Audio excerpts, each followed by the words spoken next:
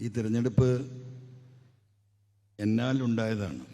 നിങ്ങളൊക്കെ സുഖമായിട്ട് വീട്ടിലിരിക്കേണ്ട ഈ സമയത്ത് ഇങ്ങനെ ഒരു യുദ്ധത്തിന് നിങ്ങളെയൊക്കെ ഇറക്കേണ്ടി വന്നതിൽ ആദ്യമായി ക്ഷമ ചോദിക്കുകയാണ്. പക്ഷേ അത് ഈ നാടിൻ്റെ ഒരു നിലനിൽപ്പിന് വേണ്ടിയിട്ടുള്ള ഒരു രാഷ്ട്രീയ തീരുമാനമായിരുന്നു ഞാൻ എടുത്തത്.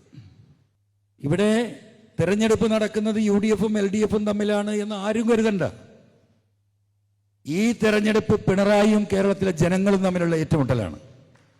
കേരളത്തിലെ ജനങ്ങൾ തമ്മിലുള്ള ഏറ്റുമുട്ടലാണ്. അതിൽ എല്ലാ ജാതി മതസ്ഥരും ഉണ്ട്. ഇവിടെ തെരഞ്ഞെടുപ്പ് പ്രഖ്യാപിച്ച് വോട്ട് ചെയ്യുന്ന ബൂത്തിൽ ആദ്യം വോട്ട് ചെയ്യുന്നത് ഈ നിലമ്പൂരിലെ കമ്മ്യൂണിസ്റ്റുകാരായിരിക്കും. നിങ്ങൾ എഴുതി വെച്ചോ. ആ വോട്ട് ആന്റി പിണറായി വോട്ടായിരിക്കും. ഇവിടുത്തെ നമ്മളെക്കാളും വികാരപരമായി നിൽക്കുന്നത് ഇവിടുത്തെ കമ്മ്യൂണിസ്റ്റുകാരാണ്, ഇടതുപക്ഷ പ്രവർത്തകനാണ്. എന്താണ് കാരണം? ഒരു രാഷ്ട്രീയ പാർട്ടിയെ ഒരു കുടുംബാധിപത്യത്തിലേക്ക് മെല്ലെ മെല്ലെ കൊണ്ടുപോയി കുടുംബാധിപത്യത്തിൻ്റെ ഇരുമ്പറക്കുള്ളിലാക്കി നിർത്തിയിരിക്കുകയാണ്. മിണ്ടാൻ പറയാൻ അവകാശമില്ലാത്ത പാർട്ടിയായി കമ്മ്യൂണിസ്റ്റ് പാർട്ടി മാറി. നിങ്ങൾ സ്വകാര്യമായിട്ട് അവരുമായി സംസാരിക്കുന്നുണ്ടാവുമല്ലോ.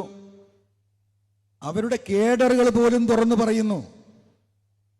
അപ്പൊ അതുകൊണ്ടാണ് ഞാൻ പറയുന്നത്, ഇവിടെ അപ്പുറത്ത് നിൽക്കുന്ന കൊടി പിടിക്കുന്ന ചുവപ്പിന് മുദ്രാവാക്യം വിളിക്കുന്ന കമ്മ്യൂണിസ്റ്റുകാരെ നിലമ്പൂരിൽ ദയവായി നിങ്ങൾ തെറ്റിദ്ധരിക്കരുത്.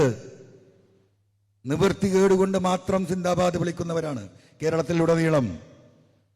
അവരുടെ മനസ്സ് നമ്മോടൊപ്പമാണ്, ഈ നാടിനോടൊപ്പമാണ്. ആ ഒരു മാറ്റം ഇവിടെ ഉണ്ടാകും.